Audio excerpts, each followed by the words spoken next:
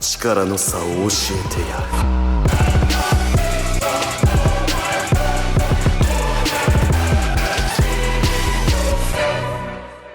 さようなら。僕の目にはもう君は映らない。くそ。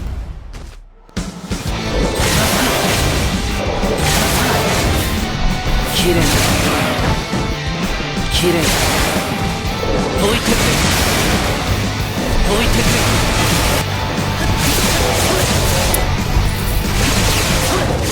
くれ。おとなしく手を引けば見逃してやっても逃げ切れたらの話だがな。とどめだ。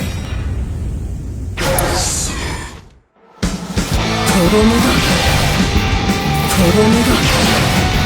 気をつけろ。気をつけろ。うるせえぞ。うる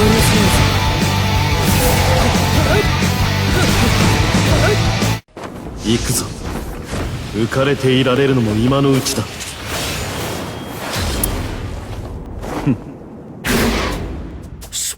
そんなこと。ここまでだ。ここまでだ。うせえ。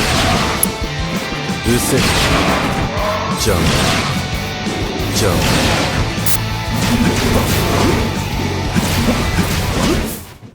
Hey, what is going on, guys? This is your boy the Vast Smasher, and welcome back to another Bleach Brave Souls video. And today we are back again with another Should You Summon video, considering we have a brand new White Day banner that is going to be dropping tomorrow, which features the likes of Ulquiorra, Izuru, and Toshiro. Now, before breaking down the banners, I do want to point out that Ulquiorra is the new best holo killer for speed, even though we have too many goddamn speed holo killers that if you have the likes of Yama, Yoruichi, or Shunsui, you kind of don't really need this Ulquiorra, if I'm being honest here. Toshiro is the second best Arankar killer for power, and I think is the one you want to go for in the banner unless you already have a really good power Arankar killer in your box. And of course, we have the new Izuru, who is a really good normal attacking unit that completely replaces Yami in terms of overall usability, considering he's got paralysis on his entire kit except the second strong attack, and he also heals, making him a really good auto unit. He's basically meant to replace Unohana for PvE, considering he does have Holo Killer.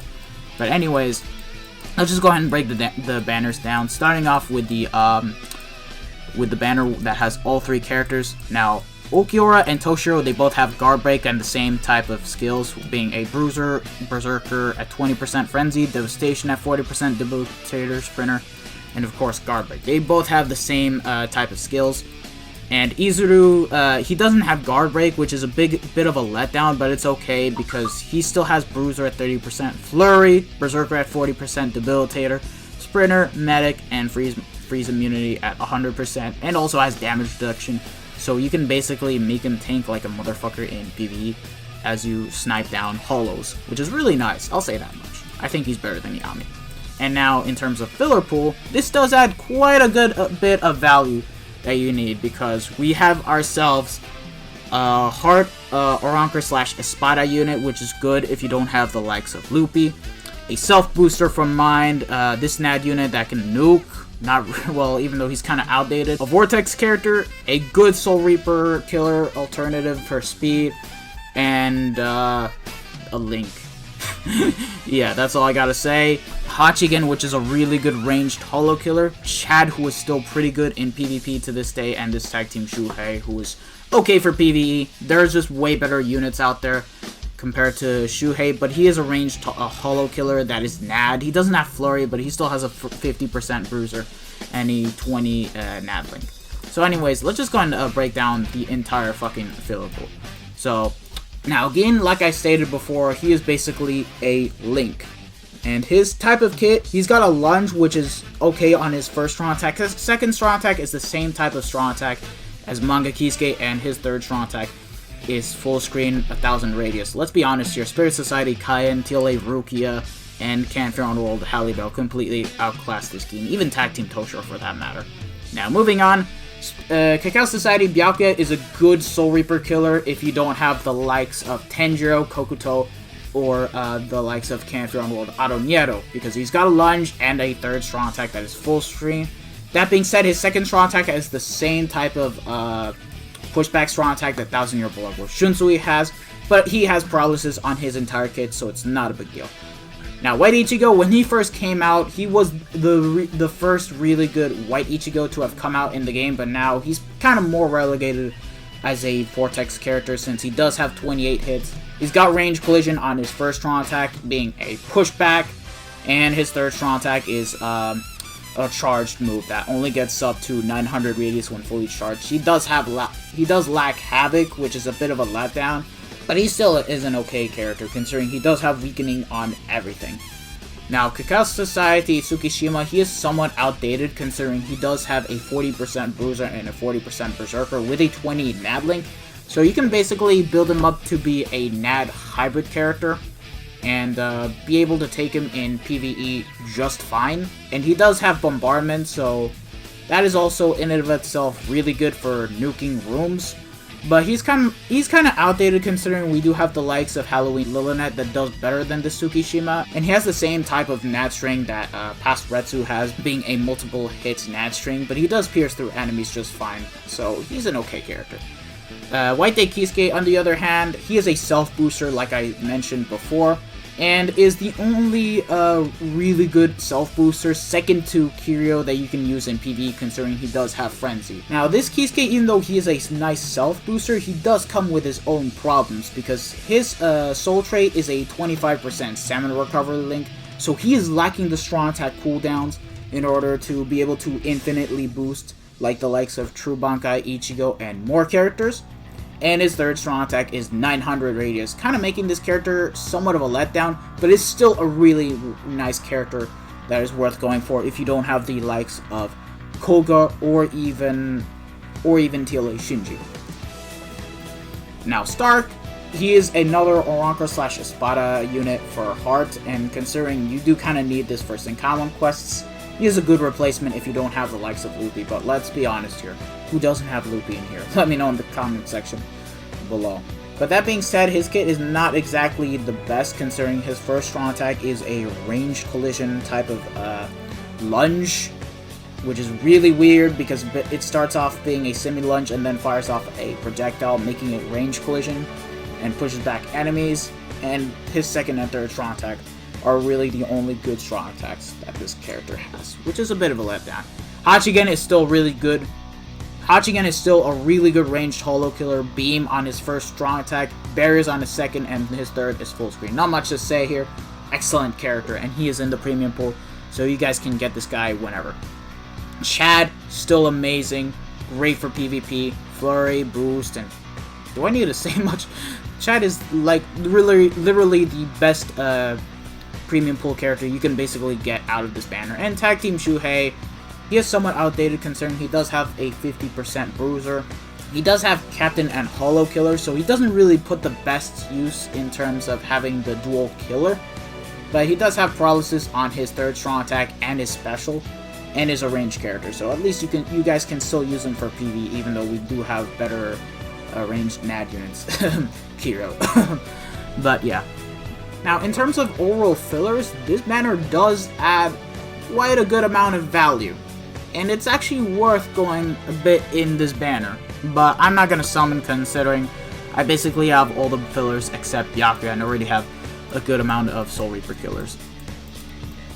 Now, would I say this banner is actually worth going for? Well, I would say yes, if you guys are actually lacking some of these characters and whatnot, but if you guys have different holo killers, different Oranka killers for speed and power, let me be honest here, this banner is not really worth going for, and it's just worth skipping. And that's basically the main banner, and you guys will only want to summon on the main banner, because once you go ahead and take a look at the individual banners, they're pretty much for the most part garbage, except for maybe Izuru, considering he does have Lisa and Aizen, who are still pretty good characters, but there's also TLA Sajin and Bond Ichigo, which not many people like, and that's basically Izuru's individual banner. And if we go ahead and take a look at Toshiro's individual banner, it's a 20DR Link banner, considering we have the likes of 20DR Shinji, Kensei, and Orihime. And let's be honest here, all 3 characters are just links, and you're not even going to be using them for PvE, except for Tensa maybe, even though he does have range collision. But he's mainly a Vortex character in my personal opinion. I did link slot him, like, I don't regret it, but sometimes I don't enjoy him too much. And now, as we go and take a look at Ulquiorra's individual banner, he only has one good filler, being Ishin. Kain is just trash, just a Vortex. Oh yeah, and there's also Tile Jushiro, who is also really good, 14% recharge link, and a good character, and Riruka, who is kind of garbage, if I'm being honest here. But yeah, that's basically the individuals summed up. You guys are better off summoning on the banner with all 3 characters if you guys want to even be able to get these characters. Especially considering, like 90% of the pool in the banner, it's all White Day characters. They're not going to be added into the premium pool, and they're just going to be back when White Day is around, or when K-Lab decides to randomly put fillers in different types of gachas, like Chronicle quests, Sinkaimon quests, and sometimes Epic Raid selections if they even decide to do them again. Which is kind of weird, but it works. Like, I think it's best to go out on the double chance pattern, but not too deep, because end of the month, it's either going to be Canfair and Roller or 1000-Year Blood War. Like, you never know what K-Lab is going to do. I personally am hoping that the next end of the month gacha is going to be a premium pool banner. And even then, I do want to point out that because we're getting the new co-op update celebration, we're also going to be getting 600 orbs reset in co-op. Like, hold on, let me just find the damn news. Like, hold on. Alright, there we go. So, right on the co-op quest revamp that we'll get tomorrow alongside the mid-month banner, of course, we will basically be able to get the free ×5 tickets daily that we can get to do, and be able to revive once, which is really good. And of course, we'll be getting the chat edit function, also nice, perfect. Blacklist, and here's where it's gonna be the highlight. Co-op orb reset. We'll be able to get up to 600 orbs by the time we get the revamp, which is really nice. So if you guys want to get yourself a good amount of orbs, you guys can do a bunch of co-op, and there you go, you'll be able to get 600 orbs directly. Now, I hope this video has actually answered some of your questions, if you guys want to summon on this banner or not. Now, I personally will be skipping the banner just because I don't need most of the characters anyways, and I basically have all the fillers in the banner, which is just not worth going in for that Ulquiorra, man. Like, I'm not gonna do so. But that being said, in the next video, I will be, however, showcasing my 10-10-10 White Day Ulquiorra, so do look forward to that in the next video, lads. This has been your boy, the Death Masher, and I will see you guys next time. Peace out, lads.